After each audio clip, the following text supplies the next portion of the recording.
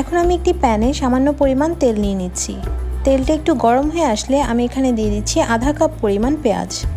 পেঁয়াজগুলোকে কুচি করে নিয়েছি এবং পেঁয়াজগুলোকে একটু গরম করে নিব। এখন আমি এর মধ্যে দিয়ে দিচ্ছি গাজর কুচি। আমি একটি গাজরকে কুচি করে নিয়েছি। সাথে দিয়ে দিচ্ছি আধা কাপের মতো মটর।